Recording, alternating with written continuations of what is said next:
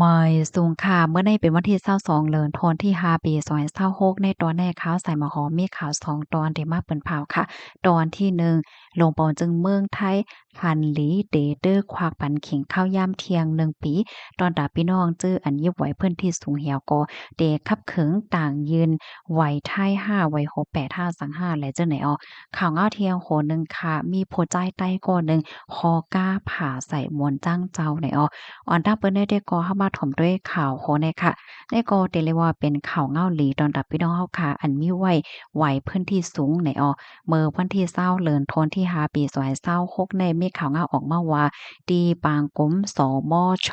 ค่ะไล่อบโอ้หันหลีตื้อขวากขิงข้าวยามตอนตาให้พี่น้องก้นวันก้นเมืองในต่างยืนย้อนเปิดตาไล่วัดไหวขนาดตอนตาพี่น้องเจออันมาอยู่ที่ในเมืองไทยหึงพี่น้องเจ้าคืออำนั้นก็ที่เฮาคาฮ้องกันว่าพี่น้องปื้นที่สูงน่านเฮ็ดไหนคะควักปันข้าวยามกว่าเที่ยง1ปีค่ะแต่เอาวันที่30เดือนธันวาคมที่6ปี2026ในกว่าต่อพอถึงวันที่30เดือนธันวาคมปี2เห็ง27นะคะเปิดตาเปิดตื้อตั้งให้พี่น้องเฮาเขาที่อันข้างคำไว้อยู่อันไปเหี่ยวไปโตนั่นค่ะนะไล่ต่างยืนย้อนกว่าเฮ็ดจังได๋ให้มันโตถึงกันเฮ็ดไหนคะไหว้หลังสี อันตั้งฝ่ายลงปอจึงเขาเปิดตื้อตั้งปันปอกกำแหกได้ก่อตั้งเอาวันที่29เดือนธันวาคมที่10ปี2เห็ง25เฮ็ดน่ะเนาะแต่คับคึงการไล่กดท่าเทเหมือนจังว่าต่างยืนมันมาเจอก็ต่างยืนกว่าเหี่ยวก็เหี่ยวโตหลีงามกว่าว่ามันก็ไปเหย้าเฮ็ดจังเนี่ยเนาะไล่โฮว่าขิงข้าวยามเมอตีป่นมาในคณะอันจังกดท่าเทียวก็ปันขว้างอันเหี่ยวโตกว่าในหมอก100,000ก่อกะนานกุ้ยเนี่ยเนาะเป้าหมายตั้งเสียงทั้งหมดซ้ำเป็น480,000ก่อจังเนี่ยเนาะตอนตาคักตอนแลลองเฮ็ดตั้งสร้างแต่ก็อยู่ที่ห้องการลงไฟในเมืองในก็ยังตึกส่งมอบอาณาอำนาจในปันดีในพื้นที่น่ะเนาะในพื้นที่ไหลในพื้นที่นั้นเฮ็ดจั่งใดคะก้นวันก้นเมืองอันอยู่ในกลุ่มเป้าหมายนั้นค่ะก็จังกว่ายื่นไล่ตีลุ่มเจเว้งในพื้นที่และอันเจ้าเก่ามีศูนย์นั้นเฮ็ดจั่งใดคะเนาะแต่เลยว่าลุ่มเจเว้งอันไรอันนั้นว่าจั่งใดว่าจั่งใดยาวค่ะจึงหือก็ยาวค่ะสารเจ้าหนาว่ากดทาดอัน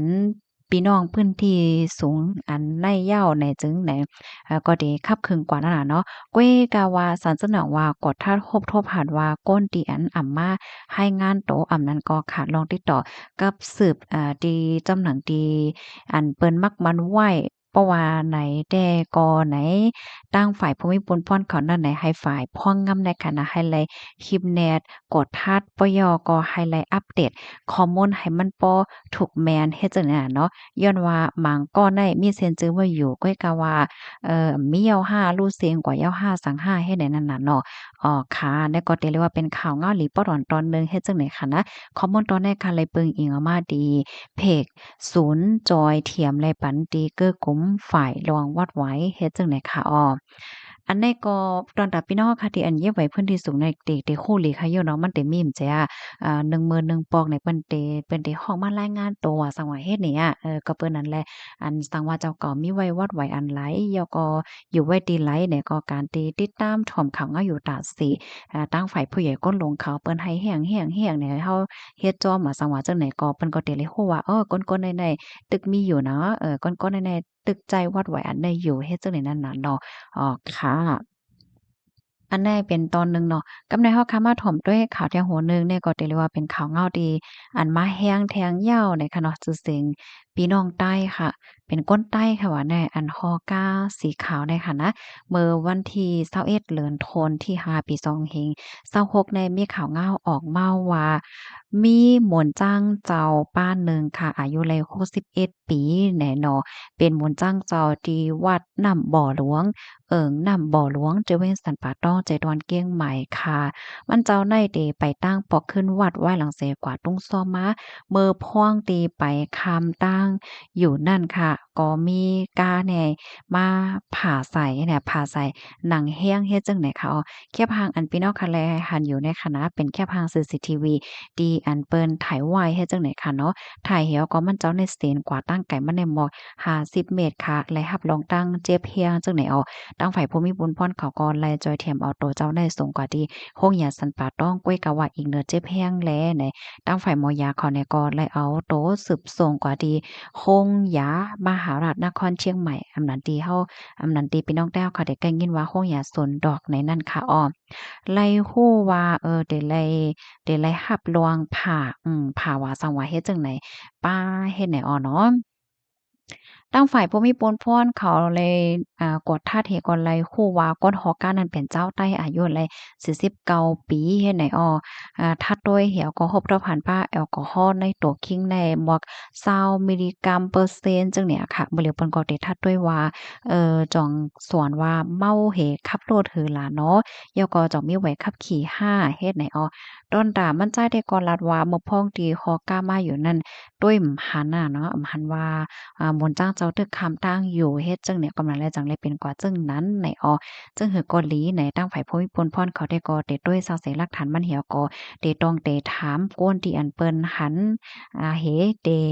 คับเคิงกว่าจอมหนังปักเปิงหมายมีวันเมืองมีเนี่ยค่ะข้อมูลในกอคาเลปีมาที่ห้องการข่าวคนล้านนาในแต้มต่างไว้ว่าในค่ะลวงฮอโลดกาในกอไว้เมามางอำไรค่ะเนาะพี่น้องเนาะเดี๋ยวในเมืองไทยในขณะจอมหนังปักเปิงหมายมีไว้นั่นแหละ สารเจ้าหนังว่าเขาโลทอก้าผ่าเปิ้นสามารถเป็นภายพิษค่ะนะเดี๋ยวไลเอาปนพรหยอดแต้นอันที่เปิ้นเลยค่ะพรต้มยวนน่ะจังไหนตั้งสิ่งตั้งหมดเหี่ยวเฮ็ดจังไหนเขากำนั้นแลมือเฮาค่ะที่เขาโลทอก้าในได้ก็ฟังสติวิทยาขอร้อยๆในเลยเหลือเสเปิ้นเหย้าเนี่ยค่ะยินจมพี่น้องค่ะกูก็ดีรับถอมปันแห้งค่ะนะย้อนให้อยู่เลยกินหวานและรสเผ็ดกันค่ะพี่น้องค่ะที่รับถอมข่าวง่าวกว่าเหย้าค่ะเนาะเกี่ยวกับเลยลองวัดลองไหว้ว่าจังไหนแน่ สอนเจ้าหนังว่าคอไหลตอนไหลที่ว่ามันแตกแรงแหละแหน่ก็ต้องถามบ้านไรเนาะอันไรที่ค้าฮู้ค่ะในก็เตจอยลาดปันนั่นค่ะเนาะข่าวเงาลองวัดไว้เดียวค่ะถ่อมกว่าเมื่อไกลในได้ก็เตเรียกว่าเป็นข่าวลีตอนตาพี่น้องปื้นตีสูงค่ะนะพี่น้องที่อันมาหึงที่อันเปิ้นมีไว้โหซุนว่าไว้เขียวขอบแรงว่าสังว่าเจ้านายเฮ็ดให้เขามาเจอก็อยู่ในคักดียืนเปิดตาไลไว้ไทยมาเจอก็อยู่ในคักดีลูกดีไว้โหซุนเหี่ยวก็ ยืนเป็นไวโคแปดเฮ็ดจั่งใดแหน่มันได้มีคักตอนหังเฮ็ดแหน่นี่นะมาเจอก็ทำยืนเฮ็ดเปิ้นฮ้องว่าปรับคาบเมืองน่ะตอนตาพี่น้องพื้นที่สูงเฮ็ดจั่งใดนั่นน่ะเนาะค่ะย้อนให้กูก็อยู่เลยกินว่าไรมีตั้งเสื้อใจกันค่ะเนาะบ่ายสูงค่ะ